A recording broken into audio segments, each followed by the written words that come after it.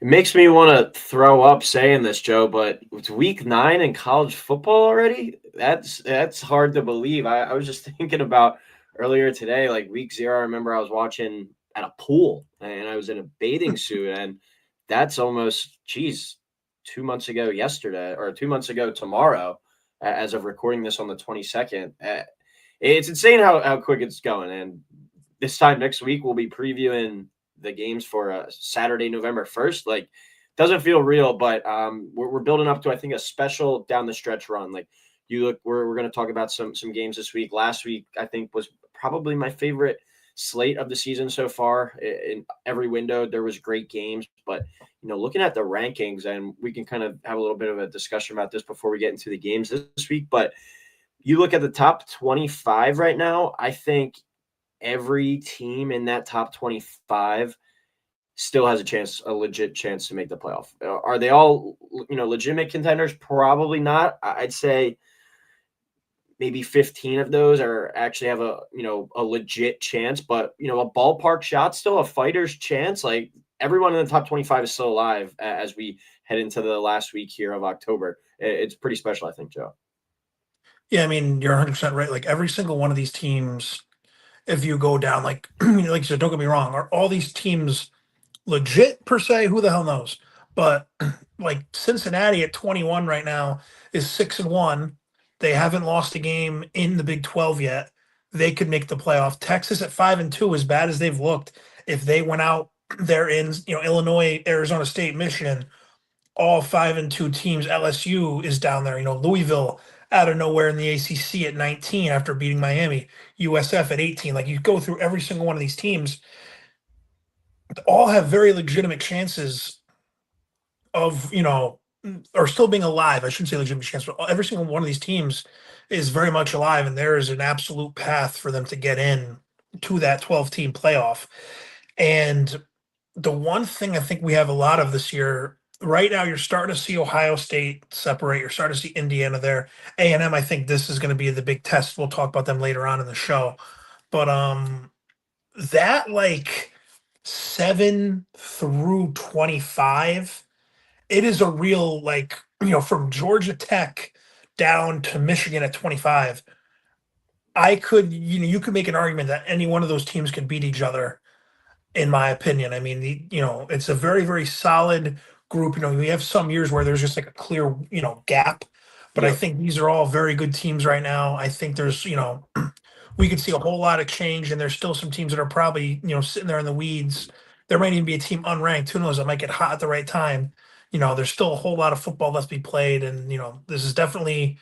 I don't have a read. I was texting you about this. I was texting some of my friends at home about this. This is one of the years I don't have a read really, like, week to week on these games. Hmm. Like, even though I'm, like, doing some, like, research and, like, trying to deep dive, I still feel like I'm firing from the hip time to time with making some of these picks. Like, a game we're not going to talk about, like UCLA, Indiana. I'm not saying that UCLA is the better team, but, like, the way they've been playing, I don't see why they can't hang around against Indiana. I still think Indiana will win. But, you go through some of these teams, and games that you think have no chance. Like, I bet on UAB plus 21.5. I'm just using Memphis. We're going to talk about them a little bit later. I didn't think UAB had a shot, and then they end up, pulling off the upset, even with, like, the dead coach bounce and everything. Like, Bama is going to South Carolina this week. Who the hell knows? Like, if you told me South Carolina won that game by double digits, I'd be like, oh, like, wow, what an upset. But I wouldn't really be that surprised. Like, a lot of these games, Iowa State hosting BYU, Washington hosting Illinois, Mississippi State hosting Texas. So many of these, teams, so many of these games are still so up in the air to me. Like, I really don't have a read on it, and I love it. I love when it's unpredictable. I love when I don't know exactly what's going to happen, because that makes it boring. So I don't know. I love this season so far. I think it's been a lot of fun, and I still think, to your point, long story short, Coyle, that we still got a lot of football left to be played. Yeah, I mean, you touched on it a lot there, but we have, if you were going basically off the AP poll, if the college football playoff started today, we would have Indiana in it, we would have Georgia Tech in it, we would have Vanderbilt in it, we would have BYU in it, and then we'd have knocking on the door, we'd have Virginia, we'd have Cincinnati flirting with a spot. Like, it's pretty cool just to see kind of the parity. Even hell, Texas Tech coming off a loss last week against Arizona State. They're right there in the mix, a team that's came out of nowhere pretty much. Very cool kind of situation right now in college football. Anyone who doesn't like this 12-team playoff, I don't know what you're talking about. Look at even the teams receiving votes. San Diego State, 7. James Madison, 6. You have teams like that are still not technically dead for the playoff. Some things are going to have to shake out in the AAC. I think that AAC winner is going to be your representative at the end of the day. But still, for these teams to have a fighter's chance of making the college football playoff, I think it's a really cool story. So without further ado, we'll get into our games of the week for this week. As always, we highlight the 5 best games on paper, and then we throw in the G5 game of the week. We just talked about it, where you look at the G5 teams right now, I think that have a fighter's chance still of making the college football playoffs. South Florida we'll touch on. Memphis might be dead, but who knows? They lose the UAB. That's inexcusable. But still, if they win this week against South Florida, that we'll talk about, and win the conference, they're still going to be in the conversation. San Diego State, James Madison, Tulane, Navy is undefeated. You got a lot of G5 teams to pick from. Hopefully we can mix some more in the next few weeks. But South Florida seems like every week has just been playing a really relevant game. But they'll be our G5 team of the week this week, our G5 matchup, then playing Memphis. But we'll start it off in the SEC at noon on ABC. Number 8, Ole Miss, 6-1, coming off a really tough loss at Georgia last week. They played great in that one, but Georgia found a way to pull it out at the end. They'll be traveling to Norman to play number 13, Oklahoma, who's also 6-1. Oklahoma's a 4.5-point favorite. Over under is 52.5. Joe, thoughts on this matchup here? Excuse me. I'm going with Oklahoma here to win the game, 31-28. I'll take Ole Miss to cover the 4.5. I'm going to go over 52.5. That was a really tough way to lose if you're Ole Miss. I mean, you were up on Georgia. Georgia ends up coming back covering the game as well. That's just a really tough way to lose on the road. You got to go play another game on the road. An Oklahoma team that responded pretty well to that loss against Texas, going on the road to South Carolina. South Carolina might be one of those teams, kind of like Florida last year. South Carolina might be 3-9 at the end of the year, but they are still a pretty decent team. So I think that was a really impressive win on the road. Now Oklahoma gets to come home. Ole Miss back road games, and if you look, after that Georgia loss, they struggled against Wazoo in a look-ahead spot, and then they beat LSU 24-19. But that's an LSU team that now looks like it's slipping a little bit. We'll talk about them later. So it's one of those, I'm just taking the home team here because who really, Ole Miss could end up finishing the season like 8-4. That wouldn't surprise me. Ole Miss could also win out and go 11-1. This is just a really tough spot on the road. I think Oklahoma got dinged a little bit too much for that loss to Texas just because of how bad Texas looked. In a rivalry game, that's always tough. So I am going to go Oklahoma here at home, getting a big win. You'll see the Sooners back in the top 10 next week. This was a stat, doing some research earlier, Joe, that really surprised me, and I'm interested to hear your thoughts on it. Ole Miss, 41-28 to the under with Lane Kiffin as their head coach. That absolutely blew my mind when I saw that, because when I think Lane Kiffin, I think offense, I think points. They've actually been, since he became head coach there at Ole Miss, one of the best teams in the country to the over. How crazy is that? Yeah, I would not have thought that. I would have definitely thought Lane was an overs coach. Mm-hmm. I would have definitely, I feel like if you go back, I've probably in a lot of their games picked the over for that exact reason. Yeah. I usually don't bet totals because I'm terrible at them, but that is very surprising to me. I would have definitely thought that he was an overs guy. But yeah, Ole Miss, probably their 2 toughest games of the season here back to back, having to go to Georgia to having to go to Oklahoma. Oklahoma able to right the ship last week. So it's a really tough spot for them. Can they get up off the mat? You look at the rest of their schedule, a very doable schedule from here on out for Ole Miss. I think this is kind of their biggest game of the season. This is the fork in the road game for them. You look after this, host South Carolina, host the Citadel, host Florida, and 2 Mississippi State. They're going to be probably double-digit favorites, I would assume, in most of those games, at least a touchdown favorite in every game the rest of the way. If Ole Miss is able to win this game on Saturday, I think they can pretty much punch their ticket to the college football playoff as long as they take care of business on the stretch. Now, it's going to be easier said than done. You're playing a really tough Oklahoma team in this matchup. But I really like this Ole Miss squad. Like Georgia, they just got that championship DNA to them. It's a tough spot to go in and win. You don't think they're going to lose there twice in one season. And Ole Miss took them to the brink. Ole Miss was leading a bunch of the game. You look at Oklahoma, I still think that offense is struggling. Mateer not fully back yet. That defense is a really tough one to come by, though. But Trinidad Chambliss, that's my guy. He's been awesome. I'm going to take Ole Miss to make some noise and go on the road this weekend and win 27-23. So I'm going to go Ole Miss plus 4.5. We'll ride with the trend there and the under of under 52.5 as well. But it's a huge spot here for Ole Miss. If they win this game, I think they punch their ticket pretty much to the college football playoff. So do or die game for them. Oklahoma, you look at their schedule the rest of the way. They have plenty of opportunities still against high-powered opponents. You can look at that like, okay, we still got some opportunities to improve this resume, or this is a huge game for them as well, and they have to take advantage of these home opportunities. So big-time spot here for both schools, but I'm going to go with Ole Miss. I like that squad a little bit more from top to bottom.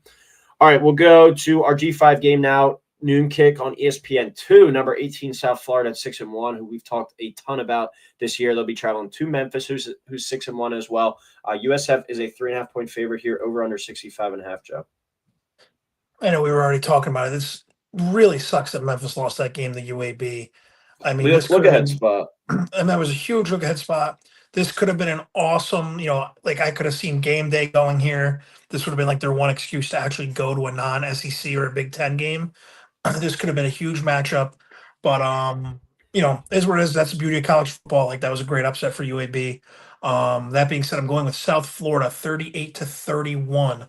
I'm going to take a minus the 3.5. I'm going to take the over once again. I'm going to probably stay away from that total on Saturday, but I love this USF squad. I think they're so good. Byron Brown, at the end of the day, I think is going to be the best player on the field.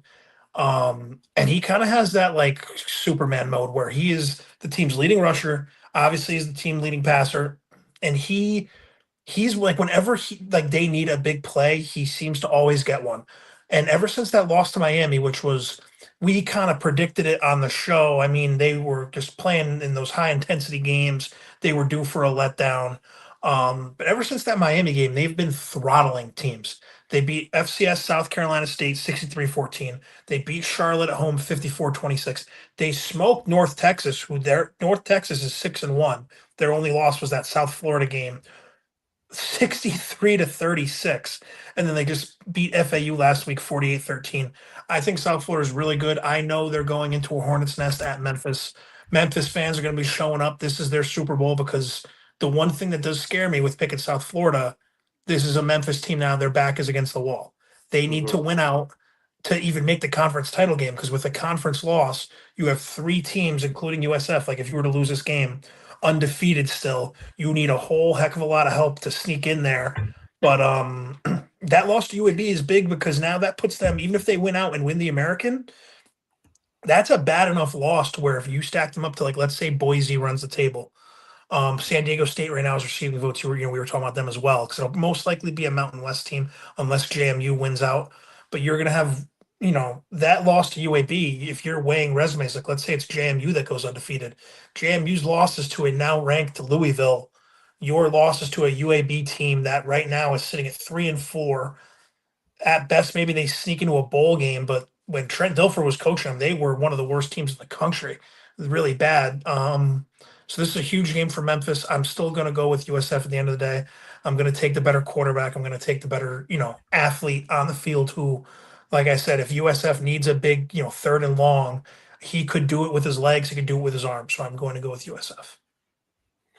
I'm going to go with the upset here. I'm going to take Memphis in that spot at home. I think you touched on it perfectly. This is kind of their Super Bowl. And we saw already that when those fans showed out against that Arkansas team earlier in the season, that was a pretty raucous environment there. I think in this environment too, where last week against UAB, clear look ahead spot. They had this game scheduled or circled on their calendar. They had their eyes all on this one. But now that the game is here, that UAB game has to be done, has to be in the rearview window. Because if you still go ahead and take care of your business from here on out, you'll not only own the tiebreaker over South Florida, but you're probably going to run the table the rest of the way here in the American if you're Memphis. So if you're Memphis, you got to be able to get yourself off the mat from last week and go out and find a way to win a ball game. Do I love them to win it at home? No, I think this one is really a coin flip. So if you made me actually make a betting pick for this one, I would take Memphis plus the 3.5, not just straight up on the money line. However, I do like them to win it at the end of the day. But I do love the over in this one of 65.5 between Memphis and USF. I think this is a track meet between these two teams. USF, just having watched them a handful of times this year, they like to snap the ball 10 to 15 seconds after their last play was done. It's a team that goes.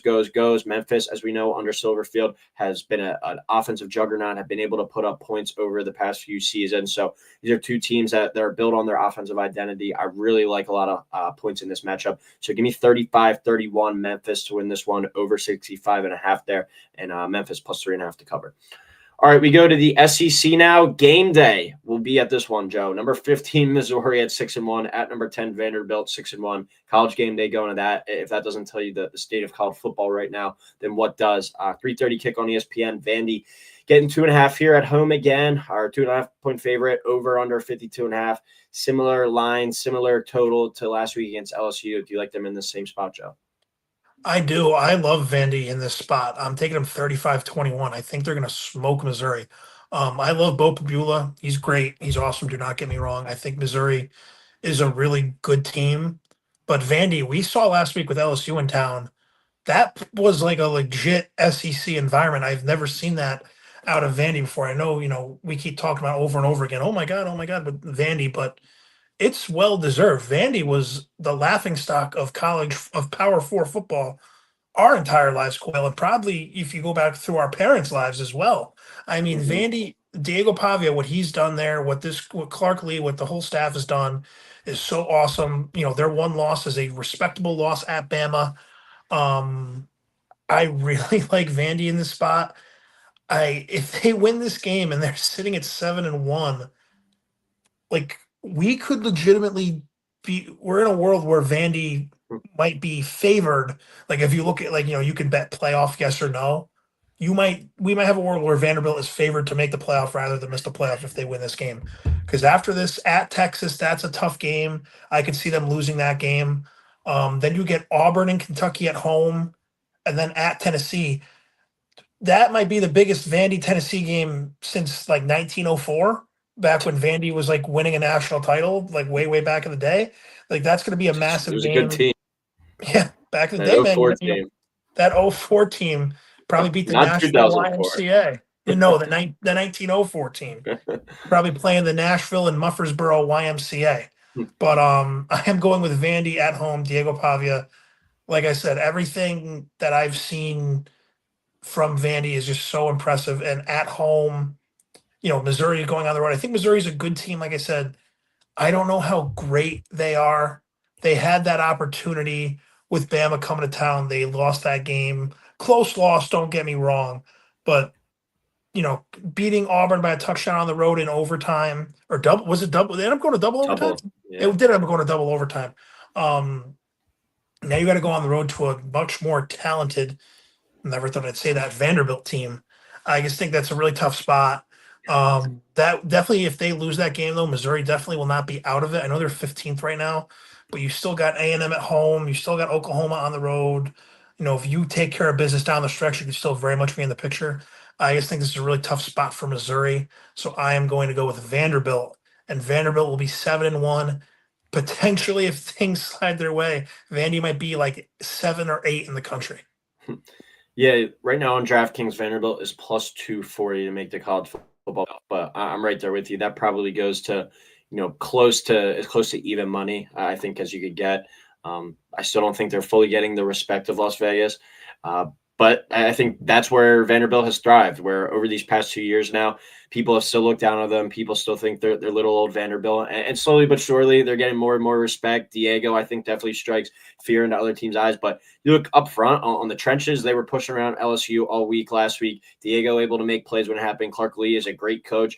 And that's a program, a stadium that's fully bought in right now. Like everyone's going to the football games. The stadium's finally done the construction. It looks like that's a program definitely on the rise. And Clark Lee, a Vanderbilt grad, like if they're able to pay up and pay him, this could be the start of something special for Vanderbilt. I really believe that with what they're building down there. Now, Diego, he has got that magic up his sleeve. He's not going to be there forever. How sustainable is this success?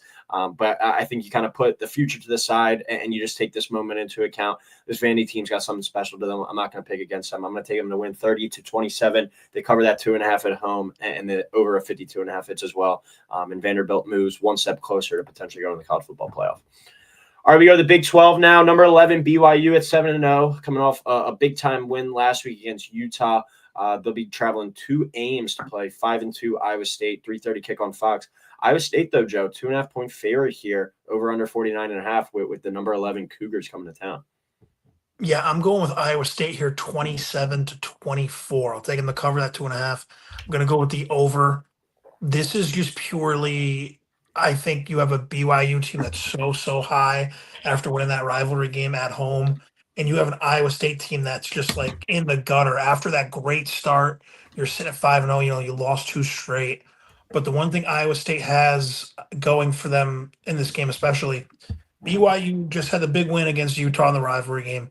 Their win previously was double overtime at Arizona. Those are 2 pretty, grueling, emotionally draining wins. Now you have to go all the way out to Ames. Iowa State coming off a bye week, coming off of those 2 losses as well on the road. You're pissed off. You're an Iowa State team. Coyle, we were kind of talking about it with Memphis. Your back's up against the wall. I'm going to go with Rocco Becht here. I think Iowa State's going to win this game. I don't think Iowa State's going to necessarily look that dominant, but I could see the game where like Bachmeier has like 4 interceptions or like 3 picks, a fumble, like a sloppy win. I'm going to go with Iowa State here. I almost want to flip it and take the under, but I'm going to go over because I put 27-24. But I'm going to go with Iowa State here to beat BYU. I'm going to take BYU on the road. I'm just going to play it simple. I know Vegas might be thinking different in this one, but I just think BYU, top to bottom, is a better team. Having talked to McClay too, like it's an Iowa State team that's banged up right now. They're missing a lot of guys in the secondary, but this is a BYU team very similar to last year's BYU team, where eventually down the stretch it got exposed. Does it happen in this game? Maybe, potentially, but it's just a team that finds ways to win games. They've won close games all year, at Colorado by 3, at Arizona by 6, versus versus Utah by 3. And you look at that team from last year too. They kind of have a similar identity to that really good BYU squad from last season, where they just found ways to win close games each and every week. They beat Utah by 1 last year. They beat Oklahoma State by 3. They beat SMU by 3. They just found ways to win close games. Anything that was under a touchdown, it seemed that they were able to pull out down the stretch. That kind of got exposed with losing to Kansas and at Arizona State. But I think it's one of these situations where, let's ride the hot hand until proven otherwise. So give me BYU here on the road to get the win, 28-24, BYU plus 2.5 over 49.5. All right, potential firing game. I haven't heard much about Brian Kelly getting fired this season or as soon as now, but I think his seat is getting warmer and warmer each and every week. Number 3, Texas A&M at 7-0, coming off a pretty chaotic win against Arkansas last week. They'll travel to number 20, LSU 5-2, 7:30 kick on ABC. A&M 2.5-point favorite, over under 48.5. Brian Kelly's got to be feeling the heat for sure going into this one, Joe. What are your thoughts on this matchup? He has only lost 1 game at night as the head coach at LSU. Is any chance he can save their season on Saturday, you think? I don't know if I'm going to say save their season, but Keep it prolong alive. it at least another week. Yeah, keep it alive, because after this they have to go to Bama. But I am going to go with LSU here at home. Kind of like I was just saying before, the BYU, like LSU, everyone is so down on them. I have a bunch of friends that are LSU fans that are just like, "Oh, we suck. I hate fire Brian Kelly. I hate this team. Blah blah blah." And they want him gone. They want him fired. But Brian Kelly, this just seems like a game he'll win. He'll save his job for a week. You'll have LSU fans be like, "Oh, we're back, we're back." Everyone will be making fun of A&M again, because A&M, they do have that road win at Notre Dame, which is a very impressive win. I'm a Notre Dame fan, but even I know Notre Dame any time of the day, even at night, doesn't even come close to Death Valley at night. I think this is going to be a really, really raucous environment. I think LSU is going to win this game. And like I said, I don't think LSU is a better team. That offense just looks like broken. I don't know what's going on. I had much higher hopes for Nussmeier, especially after LSU beat Clemson on Labor Day weekend, I was sitting here thinking LSU might run the table and win the national title. But their just offense has not looked very good this year. It'll be interesting to see how it looks against A&M. I still think they'll get the win, but once again, another like I could see A&M having a bunch of turnovers. Maybe getting stuffed on a fourth down early in the game. They're going to try to go for it to get momentum. LSU capitalizes, maybe gets a big special teams or defensive touchdown, and pulls this one out. And everyone's going to be saying like, how the hell did LSU, get out of this one with a win? So I'm going to with LSU here. I'm going to take them 24-21. So I'll take them plus 2.5. I'm going to go with the under in this game. Yeah, my eyes, Joe. The only way that LSU finds a way to win this game if they're able to pull out some Death Valley night magic. And from I don't know if you saw the pictures and the videos from a few weeks ago against South Carolina. It seems like that fan base is kind of out on. I don't know if it's just his team or they're completely out on Brian Kelly. But for an LSU game at night that was late in the game, a one-score game in the fourth quarter, and the stadium was like 25% empty. That's got to be saying something for an LSU program that prides itself on being the best home field advantage in all of college football. Every analyst you talk to, they get asked what's the most intimidating environment in all of college football. They usually say LSU, and that program and that stadium just doesn't seem to have kind of the juice or the mojo to it this year. The offense has struggled week in and week out. Garrett Nussmeier's looked bad. He looks hurt. They're not able to run the football. Credit to them. They've actually fixed the defense, and they've had some historic offenses over the past few years. But now the offense isn't able to score.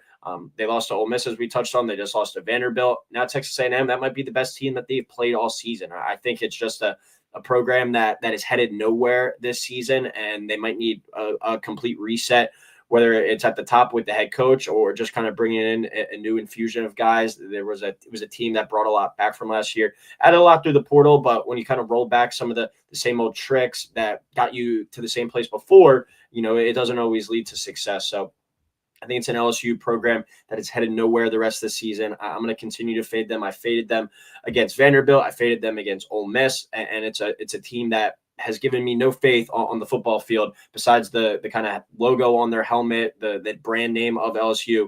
Why would you trust this team outside of that? So give me Texas A&M to win here on the road.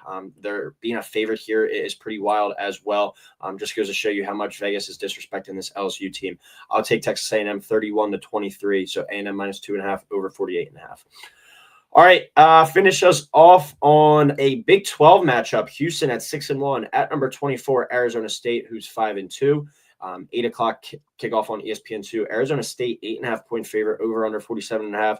And Houston at 6-1. I know they really don't have that many impressive wins this year, but for a team that was one of the bottom kind of cellar dwellers in the Big 12 last year to revive themselves, they're at 6-1 here. They're already bowl eligible. I think that's considered a success. I think going into the year, their win total was like 4.5 or 5.5. So they've already hit that number. They had a chance to go to Arizona State this week, who's coming off a big time win last week against Texas Tech. Is this a game that Houston, you think, Joe, could catch Arizona State napping in this one?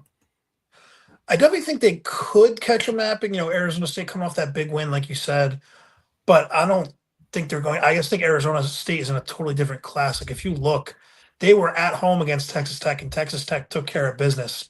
So I am going to go with Arizona State here 35-24. I'm going to take them to cover the 8.5. I'm going to go with the over 47.5.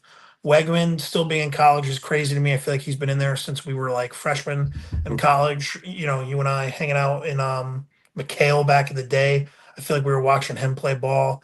But this is a Houston team. If they do pull off this upset, the rest of their schedule is West Virginia, at UCF, home against TCU, at Baylor. You could have a Houston team at 11-1 and make an argument they don't even deserve to be in the top 25. Like it's crazy to say that. They would be ranked in the top 25. Houston, I don't want the Miami treatment from Houston fans for saying that. Like win this game, I don't think they will. But if they win this game, they'd be sitting there at 11-1. They'd most likely be in the Big 12 title game, which would be insane to me. Because like you said, Coyle, that turnaround, they were one of the worst teams in Power 5 last year. One of the worst teams in all of college football. Houston was not good last year. They turned it around. That's awesome for that program. And I think they still have a couple more wins to come, like I was alluding to. But I am going to go Arizona State here. I think they win pretty comfortably. in this one. I'm going to take Arizona State as well, 27-21. You were kind of touching on it where they have 6 wins. How many of those are really great wins? How many of those are legit wins? And the old saying is you got to play who's on your schedule. Credit to them for beating those teams. And as I touched on kind of at the beginning, where it's a program that was in the basement of the Big 12, things were looking grim, and they've been able to turn around. So shout out to them. But they are, I think, going to a class above them now here with Arizona State. And Arizona State, they run the table from here on out. They'll go to the Big 12 title game, despite having these 2 losses on their resume. Arizona State, I think, knows too they're going to have to go to the Big 12 title game and win it to get into the playoff. I don't think a 9-3 Arizona State team is getting in at all. So Arizona State, I think, needs to get this one. They find a way to get it done. But I will say Houston kind of keeps it a little close and respectable and covers the number. I'll go Arizona State 27-21. So Houston plus 8.5, and we will go over 47.5 there. All right, Joe, we will go to the lock of the week and the dog of the day now. Our favorite underdog of the week, and then our favorite bet of the week. Last week, my dog was Minnesota was my dog of the day last week, plus 7.5, I think it was. That was actually your lock of the week, so we kind of twinned in on that one, and they win that one outright. So a fortunate result for both of us there. Who's your dog of the day this week? My dog of the day is Mississippi State plus 7.5. They're hosting Texas. I really like Mississippi State here at home. Still the brand of Texas. We talk about it a lot, especially with college sports. That's going to be a big environment. Mississippi State, you're going to hear those cowbells all game. I think they'll keep it within 7.5. I'm not saying they're going to win the game outright, but I really like them to cover that 7.5. My dog, I'm going to go back to the well with Minnesota plus 8.5. I could be getting caught in a trap here, but they're going to Iowa this week. Iowa, as we know, not an explosive offense whatsoever. That defense is still damn good, though. The offense hasn't changed in any years. Bringing new quarterbacks or whatever, the offense still stays the same. The identity of that Iowa team still stays the same. I don't think they're going to blow out this Minnesota team, and I think Minnesota could be a live dog in this one. Minnesota just beat the brakes off Nebraska last week. I think they've been a pretty solid squad all year. I like them to keep this one definitely within a touchdown, and I could see them winning outright again. So give me Minnesota plus 8.5 as my dog this week. All right, and then our lock of the week, our favorite bet of the week. Joe, who's your pick in this one? I am going with the Pitt Panthers at home, 3:30 against NC State. They are minus 6.5. I think Pitt's a pretty solid football team. I know they have, they lost back-to-back games early in the year. They lost at home to Louisville, who's a pretty good football team. They lost at West Virginia, and West Virginia's not good. I'm just chalking that up to like losing that game in overtime in a rivalry game. That was a crazy environment. But since that loss to Louisville, they've taken care of business. They beat Boston College. They went on the road to Florida State and won by a field goal. They smoked Syracuse on the road, and I know Syracuse, isn't that great this year, missing their starting quarterback. But I still think this Pitt team is pretty good. I'm going to take them at home minus 6.5 because I just don't think NC State is very good. With losses to Virginia Tech at home, they lost at Duke. Duke's a solid team, but Virginia Tech is not. So I'm going to go with Pitt minus 6.5. I think they can win by at least a touchdown. My lock of the week, this is a first timer for sure, but say it with me, Joe. T for Temple University. Pretty wild to say that for a lock of the week, but I'm going to make the Temple Owls my lock of the week this week, minus 5.5. They'll be traveling on the road to Tulsa, so anytime you go on the road, obviously not an ideal scenario, but this Temple team is 6-1 against the spread this year. The bookmakers have not been able to get their fingerprint on this Temple Owl squad. They're finding ways to win each and every week. Tulsa hasn't got a win yet this season in American Conference play. And Temple, don't look now, but all things shake out right. They have 2 tough games at the end of the year with Tulane and North Texas. But I think going forward, they're going to be favored in the rest of their matchups. It's a scenario where Temple going into, late November could be in the mix for the American title game. So I like the Owls to win this one here on the road this week, minus 5.5 for my lock of the week there. All right, well, that'll do it. Week 9. I don't want to do next week being week 10 already. That just doesn't feel right, but the games mean a little bit more and more each and every week. As always, everyone, thank you for tuning in. And if you haven't already, please like and subscribe. We've got a bunch of new people actually joining onto the channel, doing more and more content every week. We've got some NBA guys coming in now. We've got a couple more ads, so excited to continue adding this off season. For baseball, get some more basketball guys in there. And then obviously full swing with football right now, everything we're doing here. But thank you everyone for tuning in. Please like, please subscribe, and we'll talk next week.